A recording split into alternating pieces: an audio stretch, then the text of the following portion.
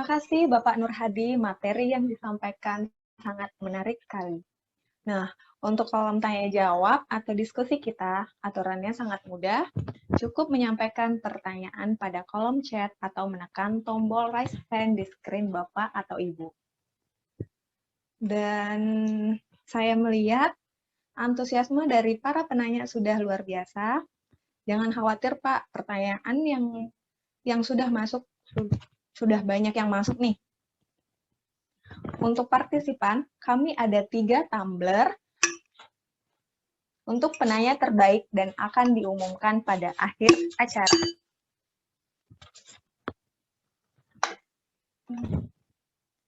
Nah, untuk penanya pertama, kami persilahkan kepada peserta raise hand Arjuna Suara. Kami persilahkan.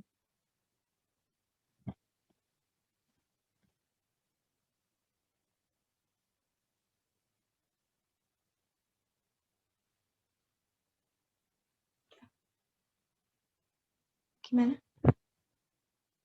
Oke. Fokus.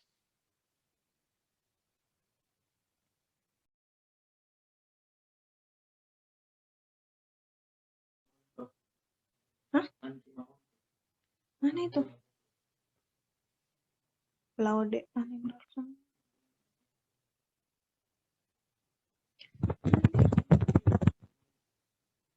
Baik, mungkin kita ganti, yaitu Bapak Andi Mamonto. Dipersilahkan pertanyaannya, Pak.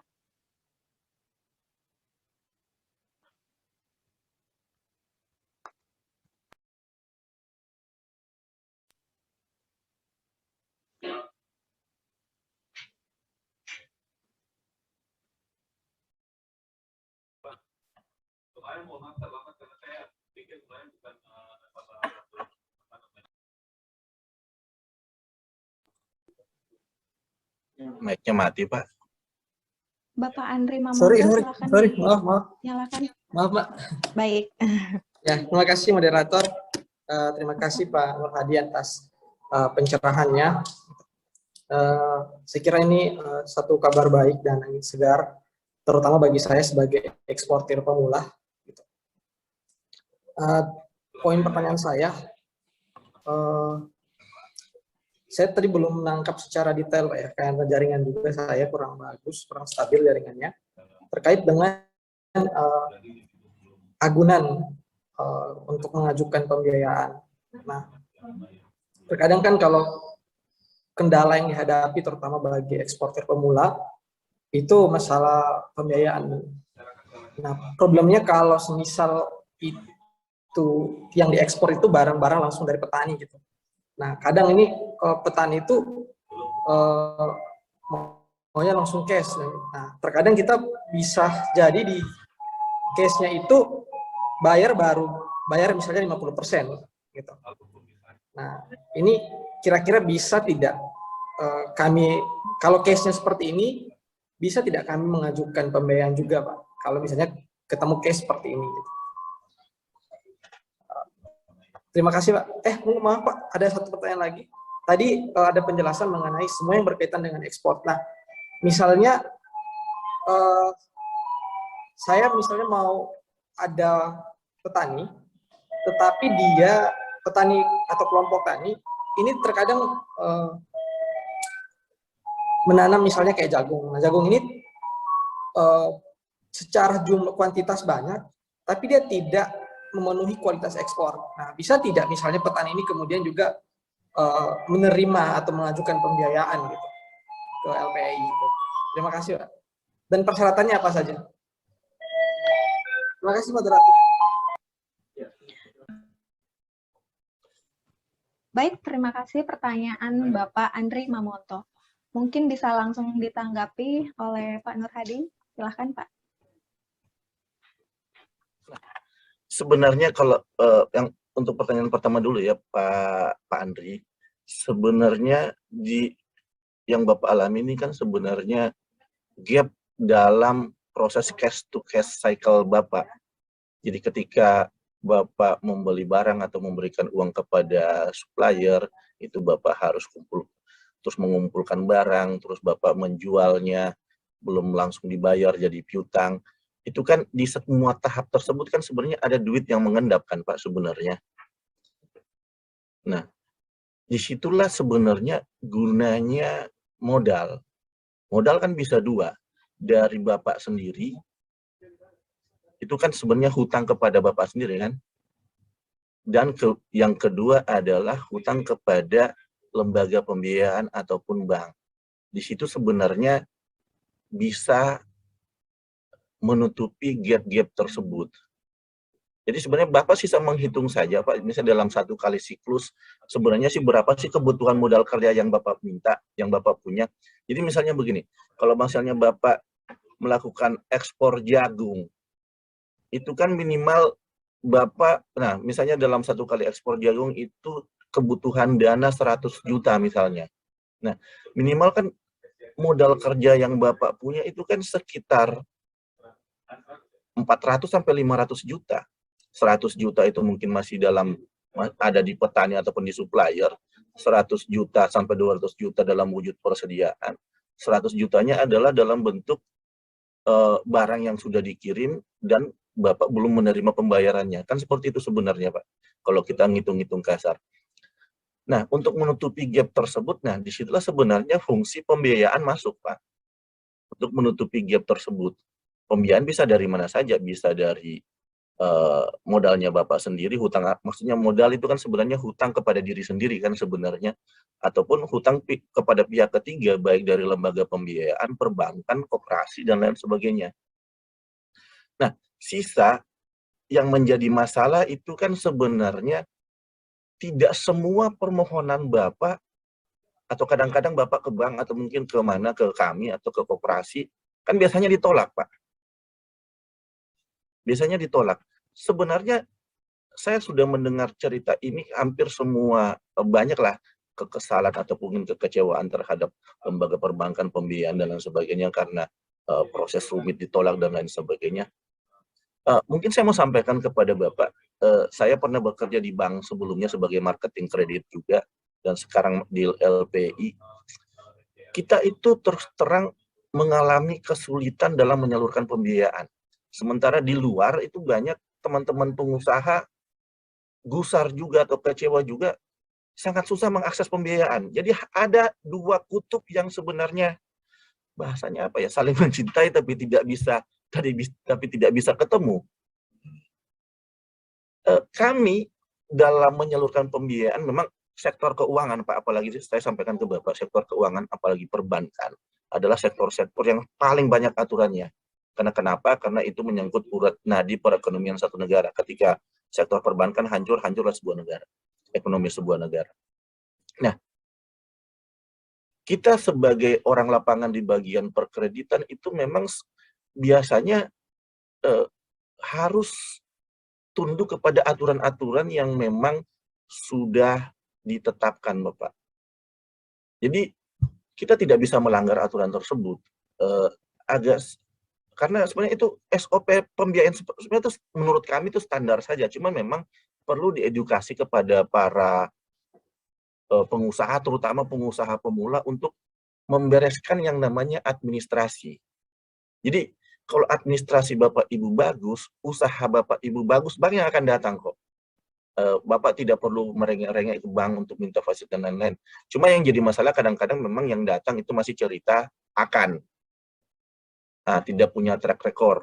Nah, bank pada umumnya, lembaga pembiayaan pada umumnya itu sangat menghindari itu. Makanya rata-rata apa ya, kayak persyaratan standar di perbankan itu biasanya dia mensyaratkan umur usaha 2 tahun. Itu sudah apa ya, kayak persyaratan standar dan memang pakemnya seperti itu. Saya sarankan, jadi nah kadang juga ada yang baru cerita masih kecil melompatnya terlalu jauh. Jadi misalnya dia terbiasa meminjam 500 juta, kapasitas produksinya mungkin sekitar 500 juta, tiba-tiba dia ceritanya mau meminjam 20 miliar. Nah, itu juga biasanya sangat dihindari oleh teman-teman di pembiayaan. Karena lompatan, karena usaha itu apa ya, ada proses Pak, butuh proses, dan naiknya pun bertahap. Karena kadang-kadang ketika misalnya Bapak yang biasanya pegang uang 500 juta, tiba-tiba pegang uang 20 miliar, pasti pusing Pak. Nah, terus satu lagi, kenapa track record itu perlu Pak? Jadi kalau misalnya Bapak bertahap, jadi perbankan kan macam-macam Pak, ada PNM untuk mikro, BRI, terus naik ke BNI Mandiri dan lain sebagainya. Ketika Bapak punya track record yang bagus, misalnya kur 5 juta, terus naik ke kur 20 juta, yakin saya Pak, yang akan menyodorkan diri untuk menawarkan fasilitas pembiayaan adalah banknya. Bapak tidak perlu repot-repot. Misalnya Bapak 100 juta di BRI, nggak lama kemudian ada orang mandiri pasti yang datang menawarkan 250 juta atau 500 juta. Begitu bertahap sampai terus-terus membesar. Jadi saran saya karena Bapak tadi menyampaikan pemula ya, dan, memang pertama itu mempersiapkan administrasi, yang kedua menjaga track record Pak, menjaga track record. Dan bisnis perbankan kan adalah bisnis kepercayaan. Sekali rusak memang akan rusak, tapi ketika Bapak mempertahankan bisnis, antri itu Pak, para pelaku perbankan menawarkan pembiayaan ke Bapak. Karena seperti tadi yang saya bilang, kita di belakang layar, kita di perbankan ini hampir tiap hari keluar mengunjungi pengusaha kiri kanan hanya untuk menawarkan ini, karena memang kita ditarget sedemikian besar, apalagi kayak kami ini lembaga negara, untuk menyalurkan pembiayaan kepada para pengusaha eksportir. Cuma ada syaratnya Pak, kita memang dituntut untuk selain menyalurkan juga menjaga kualitasnya, supaya pembiayaan yang kami salurkan itu lancar, bisa kembali, dan kita bisa memberikan ke para pengusaha yang lain ada multiplier effect yang lebih besar dari itu. Terus itu yang pertama Pak. Terus yang kedua terkait tadi apa itu ya, jagung Pak. Nah kalau itu spesifik ke kami, mungkin kita saat ini belum masuk untuk level petani Pak. Kita karena kan memang kita hanya pembiayaan ekspor ya. Jadi mungkin lebih cenderung ke perdagangannya saja. Kita masuk ke budidaya sejauh ini belum Pak. Jadi mungkin itu bisa saya sampaikan ke Pak Andri. Terkait agunan Pak, mohon maaf. Nah, terkait agunan, kalau di kami, kita itu melihat usaha Pak. Jadi memang ada minimal agunan standar itu 50% fixed asset. Minimal 50% fixed asset. Kalau di beberapa lembaga perbankan kan mereka mensyaratkan sampai 125% bahkan lebih. Tapi kalau kami melihat 50% minimal 50% fixed asset. Sisanya itu dari piutang dan persediaan Bapak.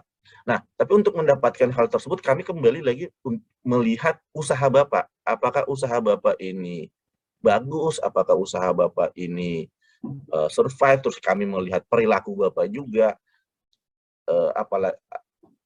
apalagi ya, melihat banyak hal ya. Kalau secara gampang itu kayak 5C lah, melihat karakter Bapak dan lain sebagainya. Jadi agunan itu maksimal 50%. Bahkan kalau untuk program penugasan ekspor itu agunan cuma 30% Pak, fixed asset. 70%-nya kita jaminkan, kita minta penjaminan ke Askrindo, dan fee-nya gratis karena sudah include dalam suku bunga yang 6% itu. Tapi di luar itu semua Pak, sebenarnya agunan bukan suatu hal yang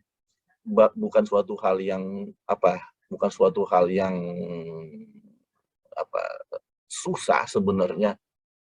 Karena kembali lagi kami melihat usaha Pak. Selama Bapak ada usaha, ada perputaran, ada transaksi yang bisa diperlihatkan, ada dokumen-dokumen ekspor yang terkait, semua kan bisa dilakukan. Agunan tidak harus, bahkan kurang dari 50% bisa Pak. Kita bikin yang namanya transaksional. Jadi misalnya Bapak sudah mengirim, pembayarannya mungkin diterima 2 atau 3 bulan kemudian, itu kan agunannya adalah tagihan itu sendiri Pak. Nah, cuma kan kembali kepada usaha Bapak dan kualitas bayar Bapak. Bagaimana kita mengamankan tagihan Bapak itu, supaya tagihan Bapak itu betul-betul terbayar. kita lihatnya apa? Kita lihat rekor Bapak selama ini ketika melakukan produksi barang, ketika melakukan ekspor, apakah sesuai dengan permintaan buyer? Apakah ada buyer yang kecewa? Apakah Bapak mengirim barang tepat waktu? Dan lain sebagainya. Jadi sebenarnya agunan itu boleh dibilang balik lagi ke profil resiko terhadap suatu debitur. Jadi ketika seorang debitur itu atau apalah profil resikonya tinggi karena memang usahanya baru jalan 2-3 tahun, terus bayarnya tidak jelas, terus transaksinya non-LC. Biasanya kita juga profil resiko kita meningkat. Biasanya kita minta agunan yang lebih tinggi. Tapi ketika misalnya usaha Bapak bagus, misalnya bayar Bapak bagus, bisa dibuktikan dengan catatan administrasi, kelihatan di rekening koran, produk Bapak jarang lah, tidak pernah kalau misalnya ekspor ke Amerika tidak pernah FDA atau rumput laut Bapak tidak pernah dikurangi harganya, misalnya kena diskon dan lain sebagainya. Ya balik lagi ke profil risiko sih Pak. Jadi terkait dengan hal tersebut, kalau aturan standarnya itu 50% Pak, tapi dalam beberapa beberapa produk, semisal tadi program PKE ekspor, itu sebenarnya tanpa mempersyaratkan fix aset. Jadi agunannya adalah tagihan itu sendiri. Agunannya adalah tagihan itu sendiri. Yang PKE trade tadi itu Pak, yang bunganya 1,5 sampai 2%, 2,5%. Itu Pak, mungkin terkait agunan itu yang bisa saya sampaikan Pak.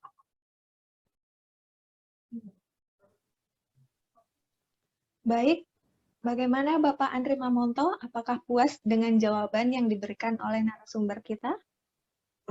Cukup Mas. Nanti kami berkunjung langsung kayaknya. Terima kasih Mbak. Boleh Pak, boleh Pak. Nanti kita bisa diskusi Pak. Kami ada di Wisma Kala lantai 6 Pak. Baik, kita beralih ke penanya kedua. Pertanyaannya saya ambil dari chat atas nama PMBP M. Taufik. Kami persilahkan untuk mengaktifkan kamera dan menyampaikan pertanyaannya.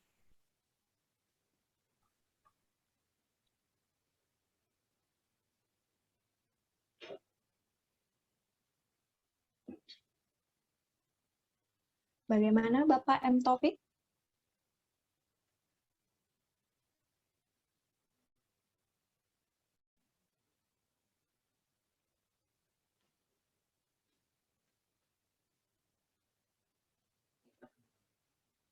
Baik, saya bacakan saja ya Pak pertanyaannya. Pertanyaannya itu, jika skema yang konven imbal baliknya dalam persentasi, untuk skema syariah, imbal baliknya seperti apa? Berikut pertanyaannya Pak.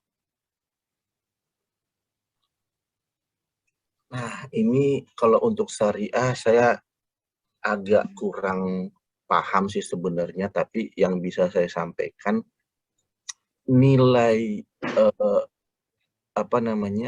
nilai dalam bentuk nominal, dalam bentuk persentase kurang lebih sama Pak, kurang lebih sama. Jadi angkanya tidak beda jauh dari itu, bahkan dalam beberapa kasus lebih rendah dari itu. Cuma memang ada di skema syariah kan ada nama dan istilah sendiri, tapi secara nominal ataupun secara persentase kurang lebih sama Pak. Cuma kalau untuk skema syariah saya tidak terlalu paham, tidak, takutnya salah ngomong saya. Cuman itu seperti yang saya sampaikan, angka secara nominal kurang lebih sama Pak. Cuma memang skimnya syariah.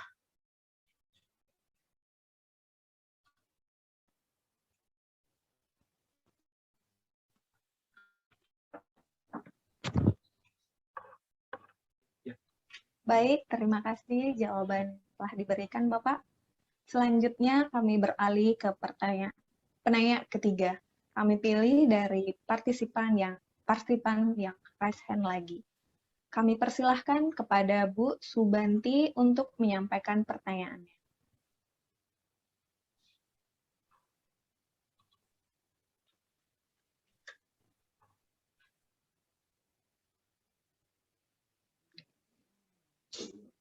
Ibu Subanti, kami persilahkan.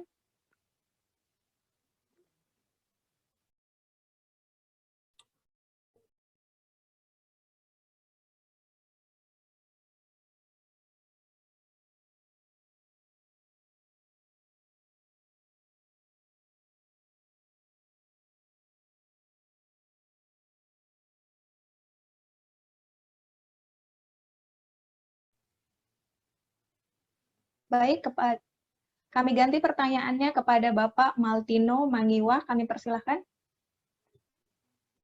Maltino Mangiwa.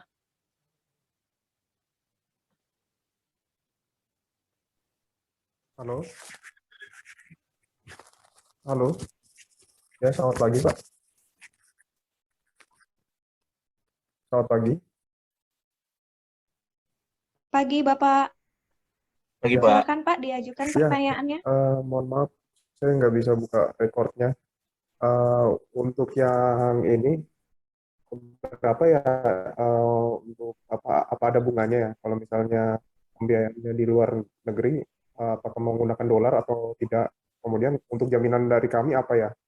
Apakah berupa dokumen atau berupa aset yang notabene untuk persyaratan awalnya seperti itu.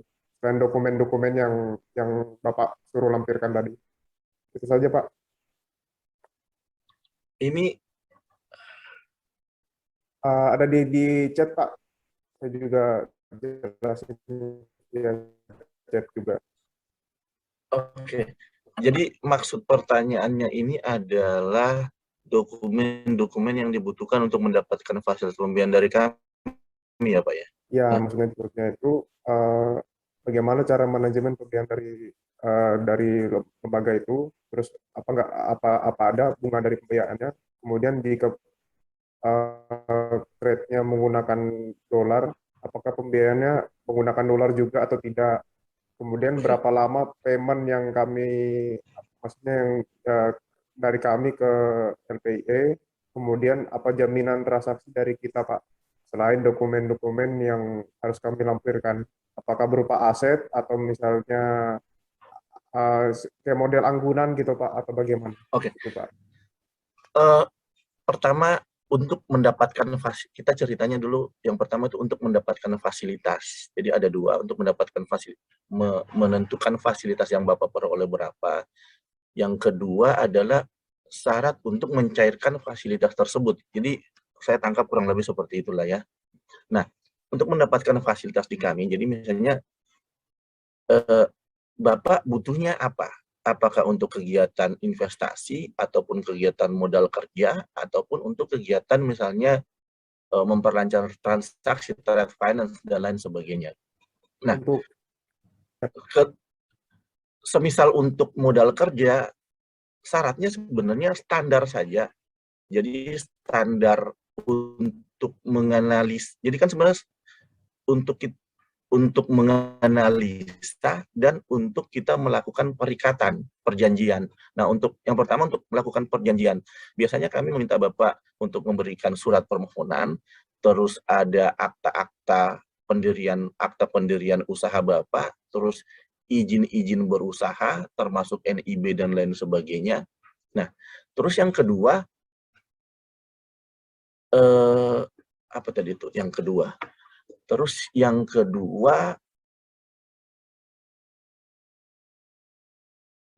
data dan dokumen yang kami gunakan untuk melakukan analisa terkait dengan usaha Bapak. Yang pertama adalah rekening laporan keuangan, Pak, itu paling penting. Laporan keuangan kan sebuah laporan yang menggambarkan kondisi usaha Bapak secara historikal. Nah, dari laporan keuangan ini kan kita bisa melihat historikal usaha Bapak seperti apa, dan kedepannya kira-kira kita proyeksikan seperti apa. Nah, biasanya atas dasar laporan keuangan Bapak tersebut, kita akan diskusi dengan Bapak. Rencana usahanya Bapak ke depan, rencana usaha ke depan itu seperti apa?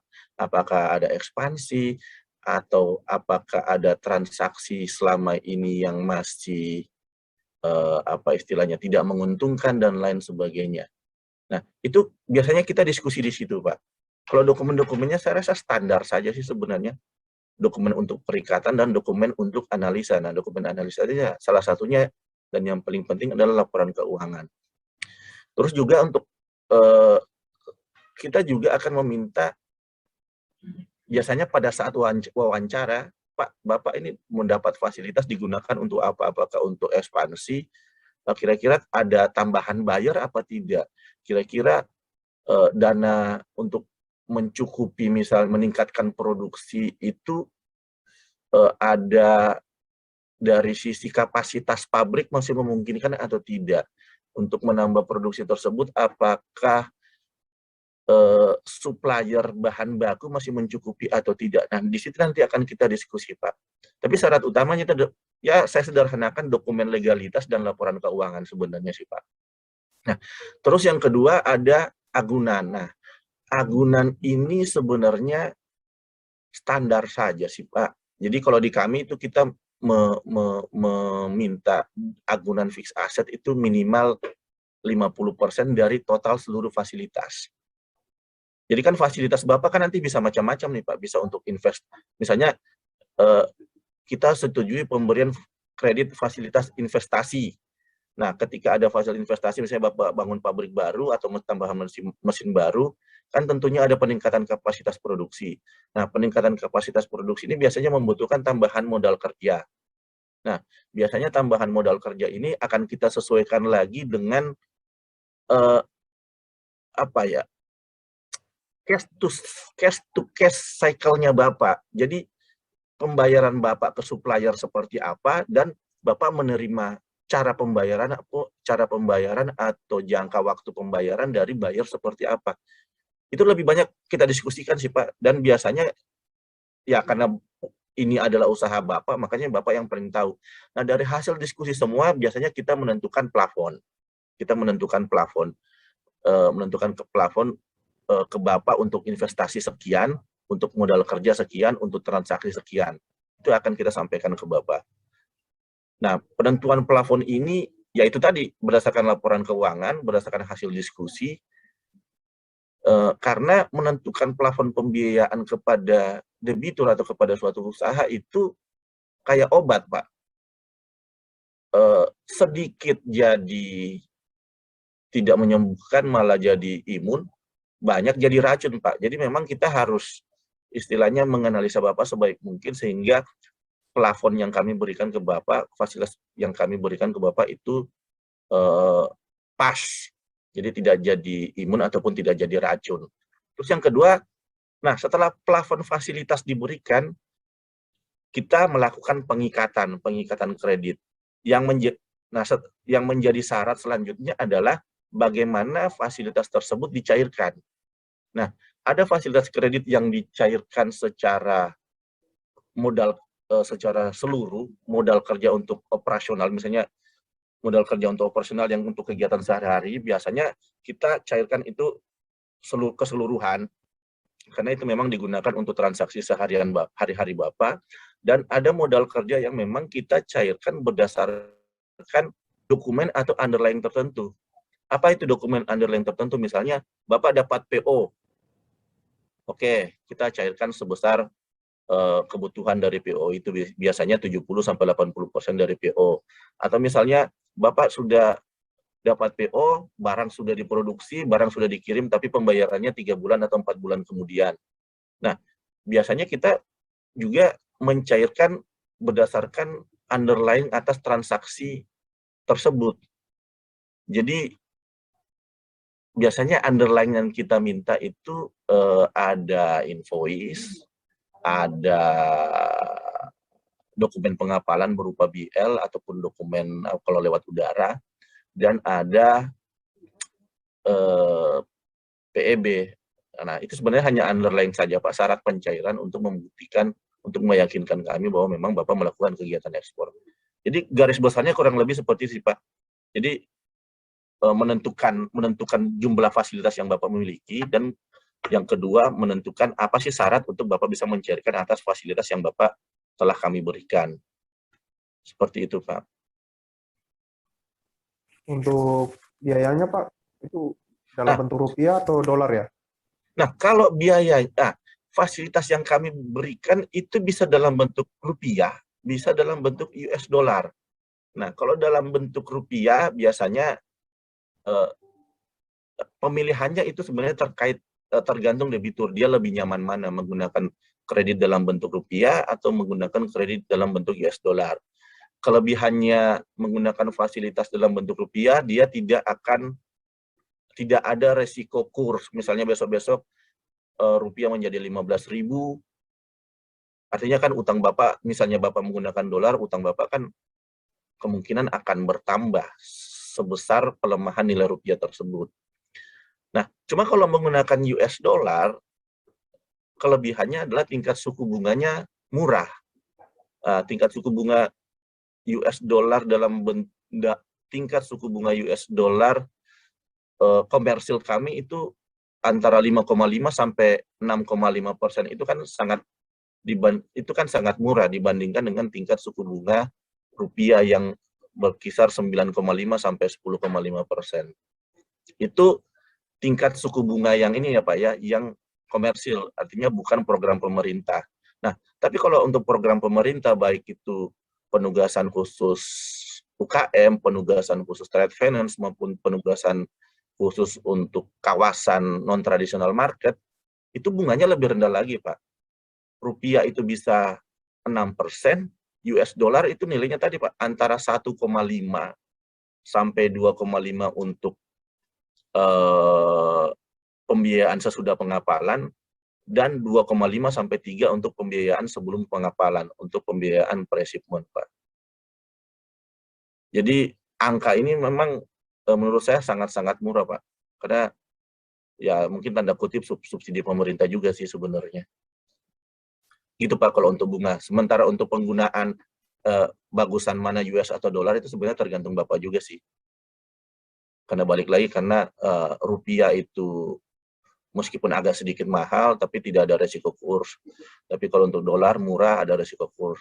Tapi seharusnya sih kalau memang Bapak melakukan kegiatan ekspor dan menerima pembayaran ekspor dalam bentuk US dollar, harusnya sih tidak ada resiko kurs ya, karena kan Bapak tetap menerima pembayaran dalam US dollar.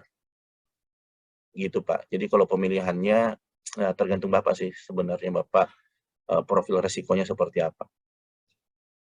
Untuk jangka waktu pengembalian payment-nya, Pak, berapa lama ya? Untuk jangka waktu pengembalian payment itu kita secara garis besarnya nih Pak ya, kita menyesuaikan sama cash flow debitur. Kita menyesuaikan sama cash flow debitur. Jadi yang pertama misalnya kredit investasi. Nah, kredit investasi itu kan biasa dicair, biasanya kan untuk misalnya pembangunan pabrik, penambahan mesin, biasanya jangka waktunya sesuai cash flow debitur, biasanya antara 1 sampai 7 tahun. Tapi kembali lagi, kita lihat bagaimana cash flow debitur ini.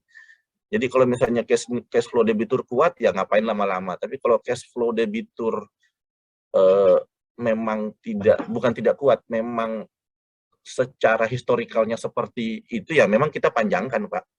Kita panjangkan. Atau bahkan juga buat cash flow debitur yang sifatnya seasonal, jadi mungkin tahun pertama agak masih cash flow-nya masih susah, tahun kedua baru mulai naik, itu kita akan sesuaikan Pak dengan sistem pembayaran angsuran secara balon payment. Balon payment itu kayak gimana ya?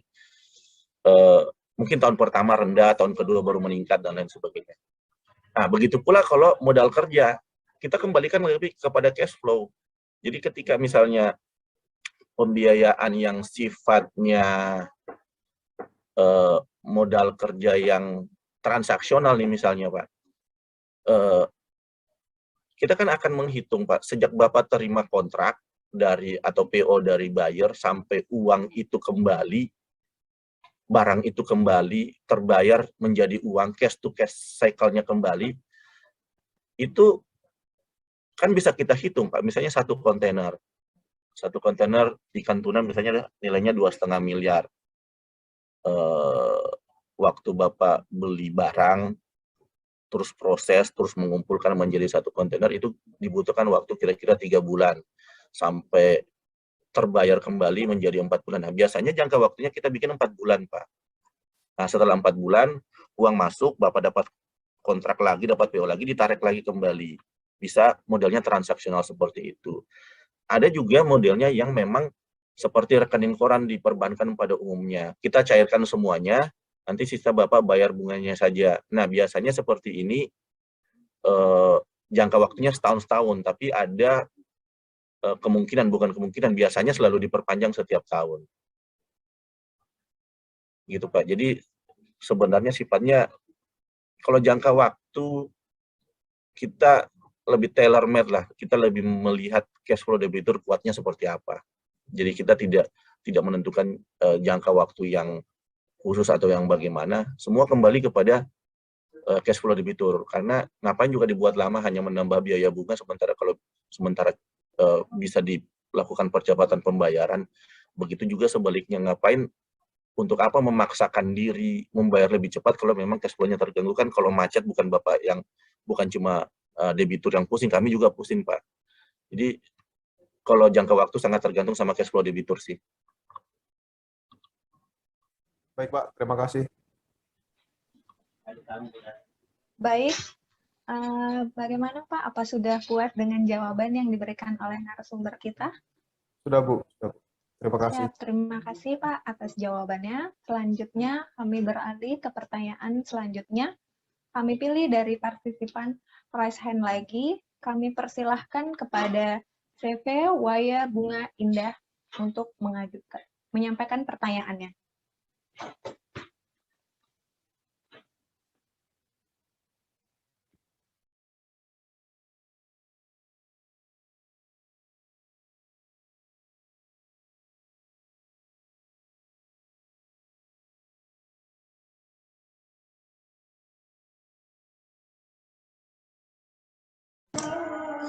Halo. Assalamualaikum warahmatullahi wabarakatuh. Waalaikumsalam warahmatullahi wabarakatuh, Pak. Ya baik, terima kasih atas kesempatan yang diberikan. Ya, jadi maaf jika saya offline. Matikan kameranya karena tidak tahu backgroundnya bagaimana. Ya, jadi langsung saja. Nah, jadi perusahaan kami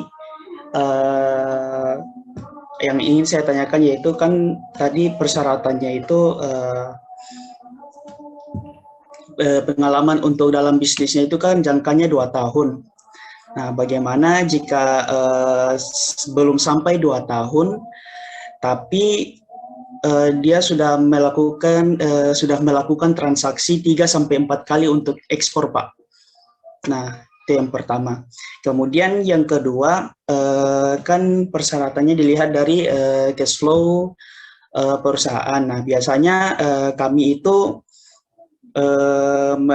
biasanya melakukan pembiayaan menggunakan investor yang bukan perbankan tapi para ya seperti orang-orang lah yang mempunyai uang yang lebih dan ingin menginvestasikan ke kami, jadi kami memakai itu. Apakah bisa menggunakan cash flow seperti itu? Tapi kami tidak mempunyai histori untuk penggunaan bank dalam negeri.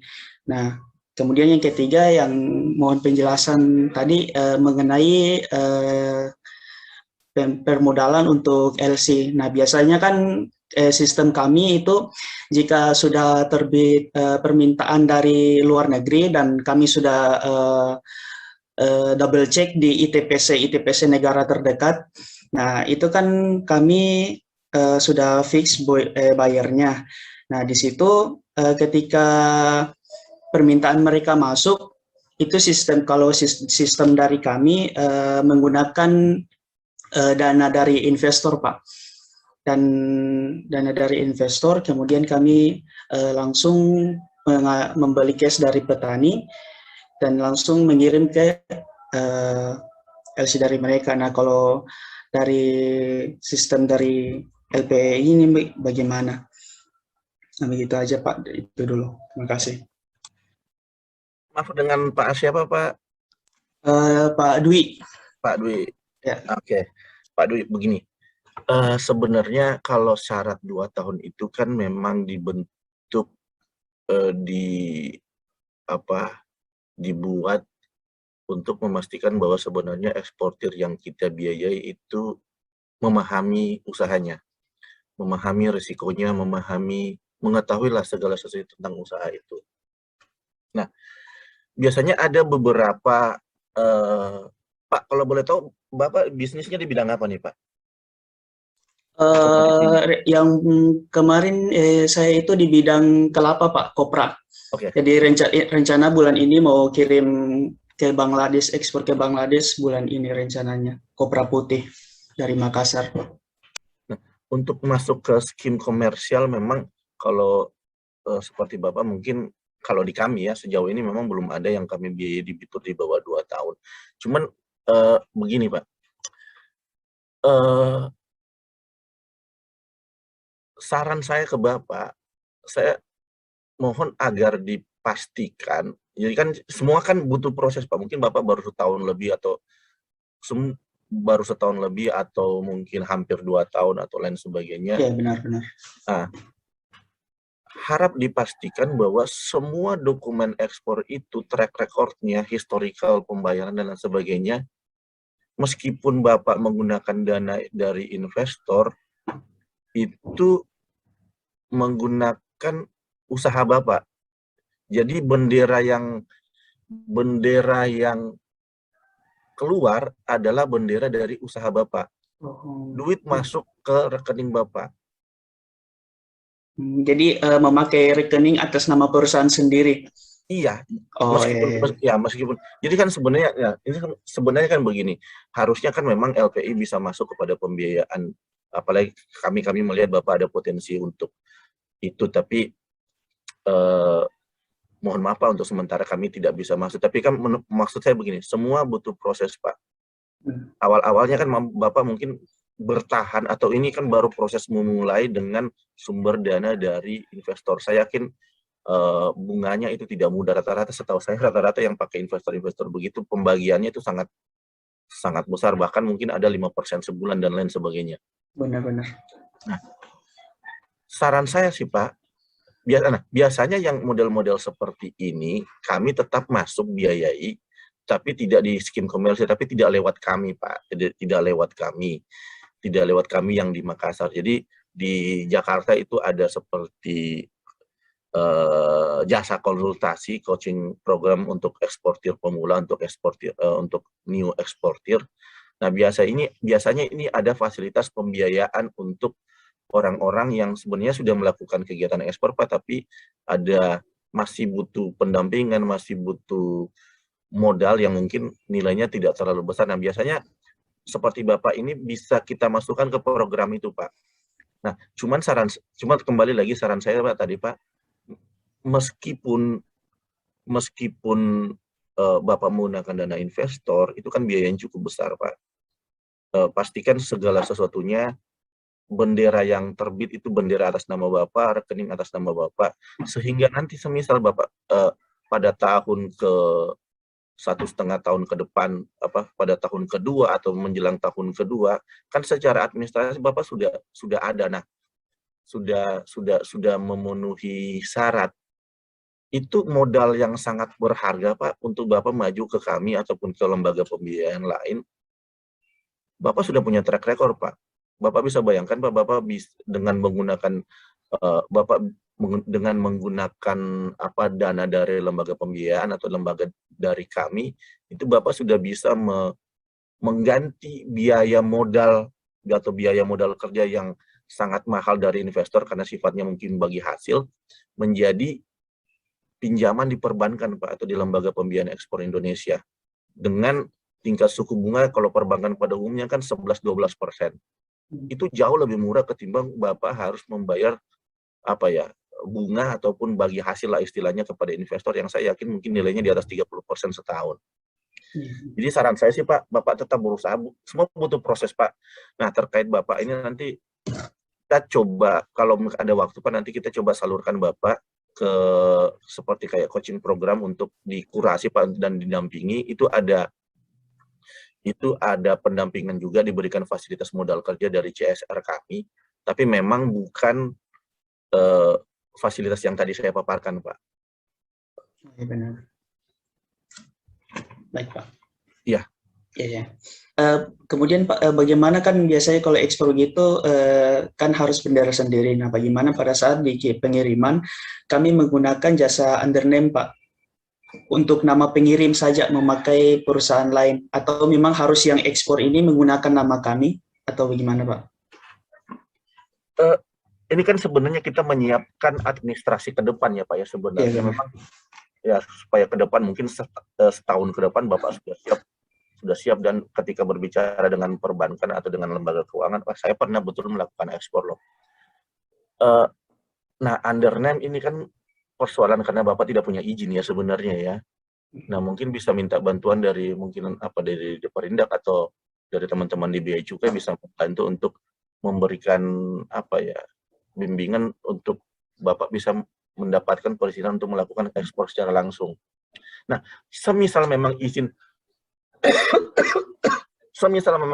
itu belum ada dan memang sudah harus tetap beroperasi, ya pastikan aja sih Pak, Bapak berkontrak secara langsung dengan dia, dengan buyer. Jadi Bapak bisa, pokoknya adalah yang bisa Bapak ceritakan 2 tahun ke depan, ini saya pernah berkontrak dengan buyer, meskipun memang saya tidak mengirim atas nama perusahaan saya, karena memang saya belum punya izin. Tapi kan setelah berkontrak begitu kan, biasanya kalau jalan Pak, itu pintu-pintu lainnya akan terbuka Pak. Kalau memang Bapak sudah dua kali pengiriman pakai atas nama orang lain atau 2 kali pengiriman menggunakan dana investor, biasanya pelan-pelan pintu itu terbuka Pak. Bapak pasti akan dimudahkan untuk membuat izin. Setahu saya Bea Cukai itu meskipun pekerjaannya bea dan cukai, tapi mereka ada kalau saya lihat Instagramnya kemarin mungkin sangat gencar malah menumbuhkan eksportir baru. Saya yakin mungkin bisa menghubungi Bea Cukai itu untuk terkait dengan perizinan dan lain sebagainya, pasti akan dimudahkan kok Pak. Tapi yang penting Bapak jalan aja dulu. Dan sedapat mungkin istilahnya meninggalkan jejak Pak, bahwa sebenarnya ini kontrak milik Bapak, ini pengiriman milik Bapak. Oh, siap. Ya, pelan-pelan lepas dari situ Pak, pelan-pelan lepas dari penggunaan bendera orang lain, pelan-pelan lepas dari penggunaan modal investor. Yang penting ada proses Pak. Mungkin pengiriman pertama bendera orang lain, mungkin pengiriman ke-6 sudah bukan bendera orang lain atau sudah ada modal sendiri, atau mungkin porsi dana investor lambat laun mulai mengecil. Yang penting ada progres ke depan Pak sebenarnya Pak. Oh, siap. Nah, Baik, ketika 2 tahun ke depan itu Bapak administrasinya lengkap, yakin saya Pak, pembiayaan yang akan kejar-kejar Bapak. Baik Pak, baik. Terima kasih Pak.